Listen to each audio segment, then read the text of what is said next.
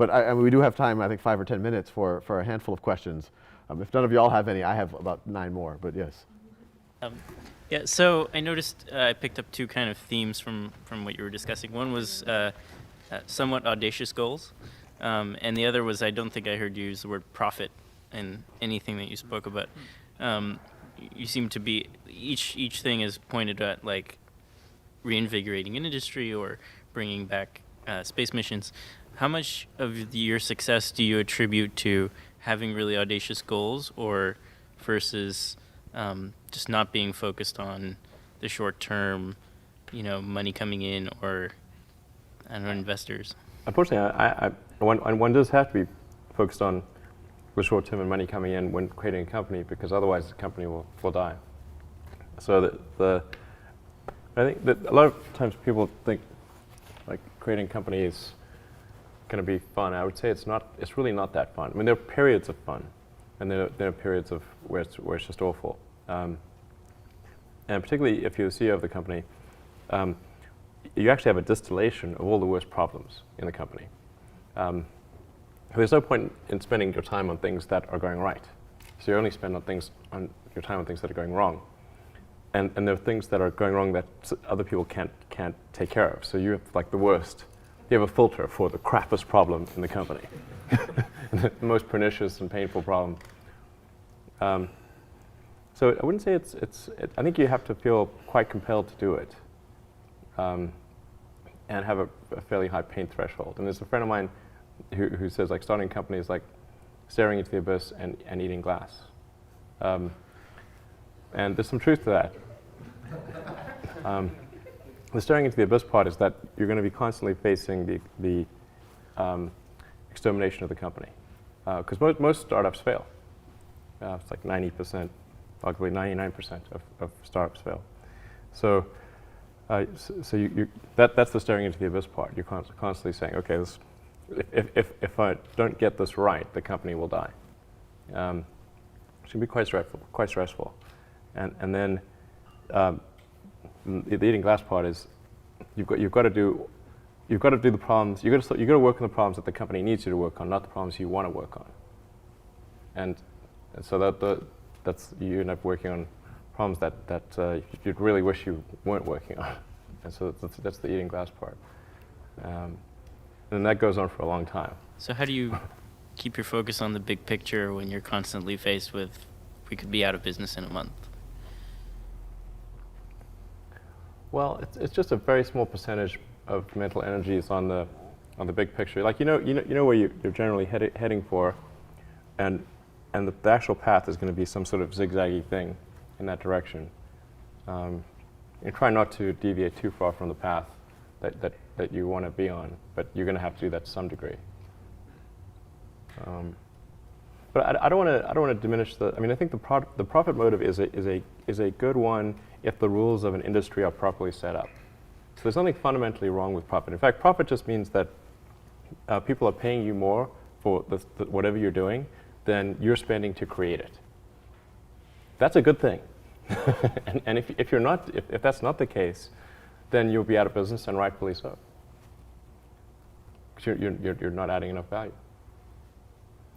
Now, there are cases, of course, where people will do bad things in order to achieve profit, but that's actually quite unusual. I mean, because usually the rules are set up mostly correctly, like not completely, but mostly correctly.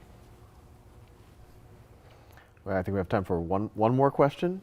Joel, this is yeah, I have an important one. Okay, very good. Yes, please. Okay, so a few months ago you teased Hyperloop, and we haven't heard anything since. So first of all, a few of us engineers were talking about it, and I think we have a few ideas if you need help. But if you feel comfortable, maybe you could tell us a little bit more. I was reading about the California high-speed rail, and it was quite depressing, because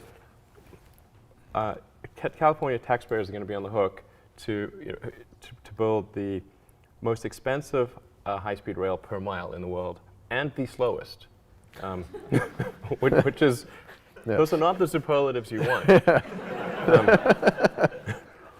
And it's like, damn it! Like, we're in California, we make super high-tech stuff. Why are we going to be spending now the estimates are around $100 billion for something that will take 2 hours to go from LA to San Francisco. I'm like, okay, well, I can get on a plane and do that in 45 minutes.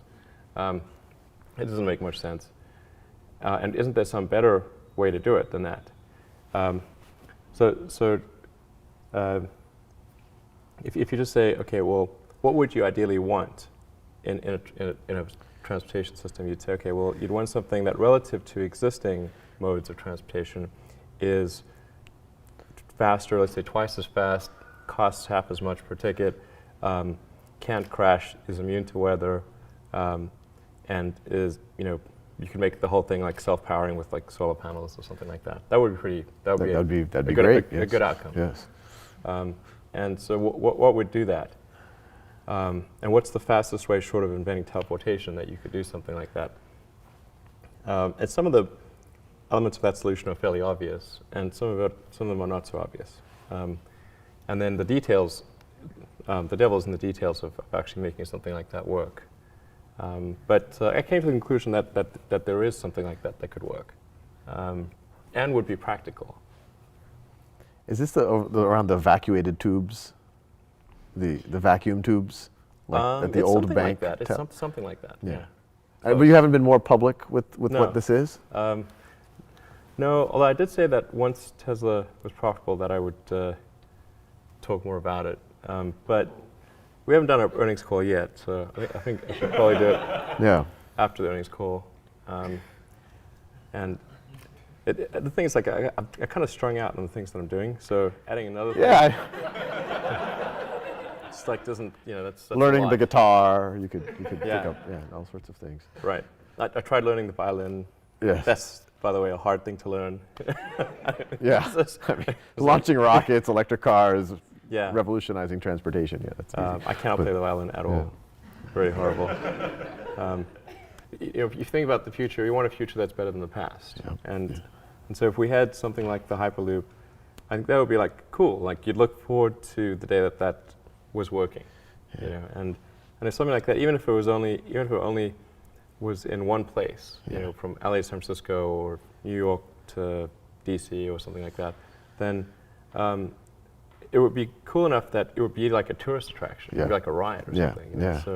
So even if some of the initial assumptions didn't work out and the economics didn't work out quite as one expected, it would be like cool enough to be like, I want to journey that place just to ride on that thing. That would be pretty cool. Wow. And so that's, I think, how, if you come up with a new technology, it should feel like that. You should really, like, if you told it to an objective person, would they look forward to the day that thing became available? And be like, it'd be pretty exciting to do something like that.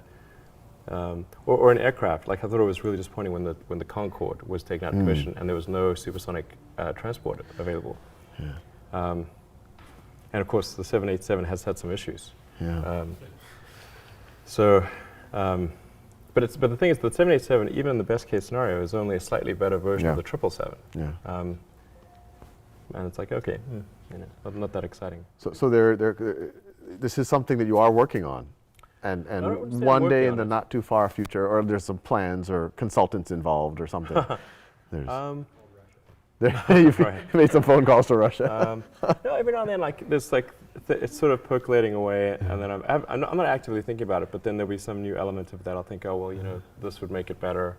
Fascinating. Yeah. No, well, I think I'm speaking for everyone. This is like the most epic possible conversation one could have over about the course of an hour.